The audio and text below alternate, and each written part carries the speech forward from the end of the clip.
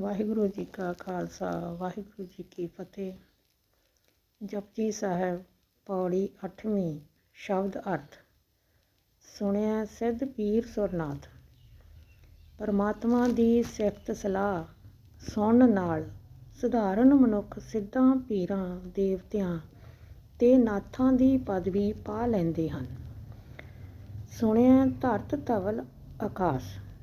ਤੇ ਵਾਹਿਗੁਰੂ ਦੀ ਸਿਫਤ ਸਲਾਹ ਸੁਣਨ ਨਾਲ ਉਹਨਾਂ ਨੂੰ ਇਹ ਸੋਝੀ ਹੋ ਜਾਂਦੀ ਹੈ ਕਿ ਧਰਤੀ ਆਕਾਸ਼ ਦਾ ਆਸਰਾ ਉਹ ਪ੍ਰਭੂ ਹੈ। ਸੁਣਿਆ ਦੀਪ ਲੋਹ ਪਾਤਾਲ। ਵਾਹਿਗੁਰੂ ਦੀ ਸਿਫਤ ਸਲਾਹ ਸੁਣਨ ਨਾਲ ਸੋਝੀ ਪੈਂਦੀ ਹੈ ਕਿ ਵਾਹਿਗੁਰੂ ਸਾਰੇ ਦੀਪਾਂ ਲੋਕਾਂ ਪਾਤਾਲਾਂ ਵਿੱਚ ਵਿਆਪਕ ਹੈ। ਸੁਣਿਆ ਪੋਹਿ ਨਾ ਸਕੈ ਕਾਲ। ਵਾਹਿਗੁਰੂ ਦੀ ਸਿਫਤ ਸਲਾਹ ਸੁਣਨ ਵਾਲੇ ਮਨੁੱਖ ਨੂੰ ਕਾਲ ਵੀ ਨਹੀਂ ਪਹੁੰਚਦਾ, ਭਾਵ ਉਹਨਾਂ ਨੂੰ ਮੌਤ ਨਹੀਂ ਡਰਾ ਸਕਦੀ। ਨਾਨਕ ਭਗਤਾਂ ਸਦਾ ਵਿਕਾਸ। ਹੇ ਨਾਨਕ, ਅਕਾਲ ਪੁਰਖ ਦੇ ਨਾਮ ਵਿੱਚ ਸੁਰਤ ਜੋੜਨ ਵਾਲੇ ਭਗਤ ਜਨਾਂ ਦੇ ਹਿਰਦੇ ਵਿੱਚ ਸਦਾ ਖਿੜਾਓ ਬਣਿਆ ਰਹਿੰਦਾ ਹੈ। ਸੁਣਿਆ ਦੁੱਖ ਪਾਪ ਕਾ ਨਾਸ। ਕਿਉਂਕਿ ਉਸ ਦੀ ਸਿਫਤ ਸਲਾਹ ਸੁਣਨ ਕਰਕੇ ਮਨੁੱਖ ਦੇ ਦੁੱਖਾਂ ਤੇ ਪਾਪਾਂ ਦਾ ਨਾਸ ਹੋ ਜਾਂਦਾ ਹੈ। ਪੌੜੀ 9ਵੀਂ। ਸੁਣਿਆ ਈਸਰ ਬਰਮਾ ਇੰਦ। ਅਕਾਲ ਪੁਰਖ ਦੇ ਨਾਮ ਵਿੱਚ ਸੁਰਤ ਜੋੜਨ ਦਾ ਸਦਕਾ ਸਧਾਰਨ ਮਨੁੱਖ ਸ਼ਿਵ, ਬ੍ਰਹਮਾ ਤੇ ਇੰਦਰ ਦੀ ਪਦਵੀ ਤੇ ਅੱਪੜ ਜਾਂਦਾ ਹੈ। ਸੁਣਿਆ ਮੁੱਖ ਸਲਾਹਨਮੰਦ। ਮੰਦਾ ਮਨੁੱਖ ਵੀ ਮੂੰਹੋਂ ਰੱਬ ਦੀਆਂ ਸਿਫਤਾਂ ਕਰਨ ਲੱਗ ਪੈਂਦਾ ਹੈ। ਸੁਣਿਆ ਜੋਗ ਜੁਗਤ ਤਨ ਭੇਦ। ਸਧਾਰਨ ਬੁੱਧ ਵਾਲੇ ਨੂੰ ਵੀ ਸਰੀਰ ਵਿੱਚ ਦੀਆਂ ਗੁੱਝੀਆਂ ਗੱਲਾਂ, ਭਾਵ ਅੱਖਾਂ, ਕੰਨ, ਜੀਭ ਆਦਿਕ ਇੰਦਰੀਆਂ ਦੇ ਚਾਲਿਆਂ ਤੇ ਵਿਕਾਰ ਆਦਿਕਾਂ ਵੱਲ ਦੌੜ ਭੱਜ ਦੇ ਭੇਦ ਦਾ ਪਤਾ ਲੱਗ ਜਾਂਦਾ ਹੈ। ਸੁਣਿਆ ਸਾਸਤ ਸਿਮਰਤ ਵੇਦ। ਪ੍ਰਭੂ ਮੇਲ ਦੀ ਜੁਗਤੀ ਦੀ ਸਮਝ ਪੈ ਜਾਂਦੀ ਹੈ।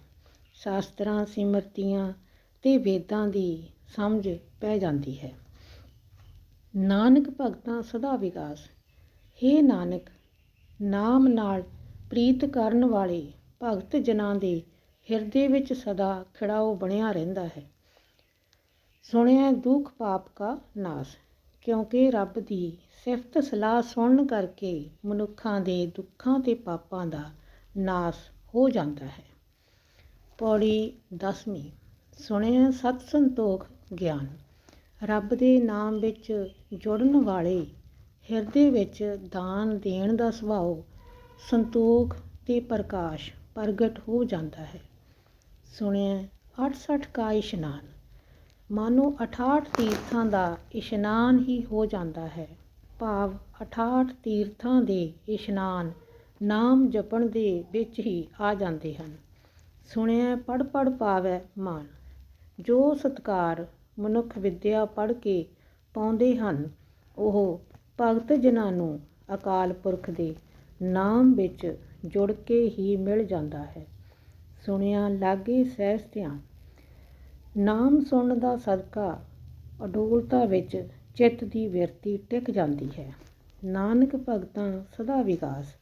ਹੇ ਨਾਨਕ, ਅਕਾਲ ਪੁਰਖ ਦੇ ਨਾਮ ਵਿੱਚ ਸੁਰਤ ਜੋੜਨ ਵਾਲੇ ਭਗਤ ਜਨਾਂ ਦੇ ਹਿਰਦੇ ਵਿੱਚ ਸਦਾ ਖਿੜਾਓ ਬਣਿਆ ਰਹਿੰਦਾ ਹੈ। ਸੁਣਿਆ ਦੁੱਖ ਪਾਪ ਕਾ ਨਾਸ। ਕਿਉਂਕਿ ਅਕਾਲ ਪੁਰਖ ਦੀ ਸਿਫਤ ਸਲਾਹ ਸੁਣਨ ਨਾਲ ਮਨੁੱਖ ਦੇ ਦੁੱਖਾਂ ਤੇ ਪਾਪਾਂ ਦਾ ਨਾਸ ਹੋ ਜਾਂਦਾ ਹੈ। ਪੌੜੀ 11ਵੀਂ।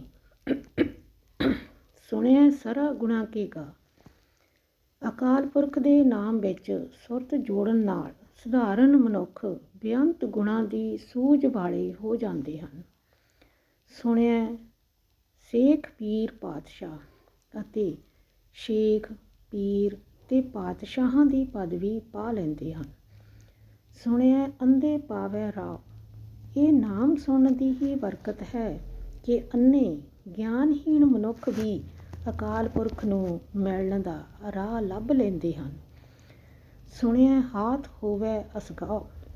ਅਕਾਲ ਪੁਰਖ ਦੇ ਨਾਮ ਵਿੱਚ ਜੁੜਨ ਦਾ ਸਦਕਾ ਇਸ ਡੂੰਘੇ ਸੰਸਾਰ ਸਮੁੰਦਰ ਦੀ ਅਸਲੀਅਤ ਸਮਝ ਵਿੱਚ ਆ ਜਾਂਦੀ ਹੈ।